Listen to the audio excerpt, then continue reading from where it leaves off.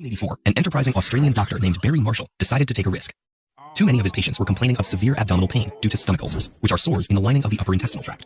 At the time, few effective treatments for ulcers existed, and many sufferers required hospitalization or even surgery. Desperate for answers, Dr. Marshall swallowed a cloudy broth of bacteria collected from the stomach of one of his patients.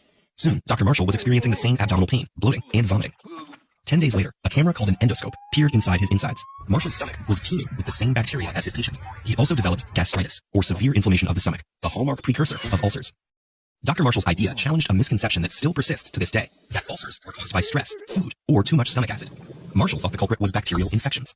Initially, his idea was considered crazy by the brightest medical minds on the planet. But in 2005, he and Dr. Robin Warren received the ultimate validation when they were awarded the Nobel Prize for Medicine. Our stomachs are J-shaped organs with surprisingly intricate ecosystems awash in hormones and chemicals.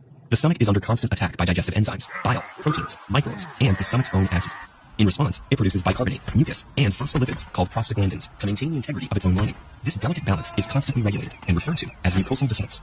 Since the mid-1800s, doctors thought stress alone caused most stomach ulcers. Patients were given antidepressants or tranquilizers and told to visit health spas.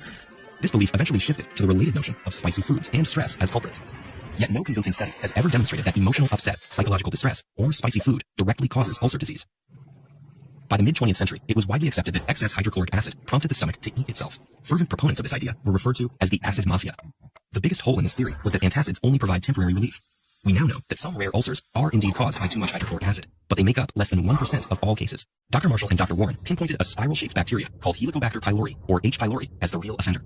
H. pylori is one of humanity's oldest and most frequent companions, having joined us at least 50,000 years ago, and now found in 50% of people. Previously, we thought the stomach was sterile, on account of it being such an acidic, hostile environment. Yet H. pylori survives the acidic turmoil of the stomach with a variety of features that disrupt mucosal defense in its favor. For example, it produces an enzyme called urease that helps protect it from the surrounding gastric acid.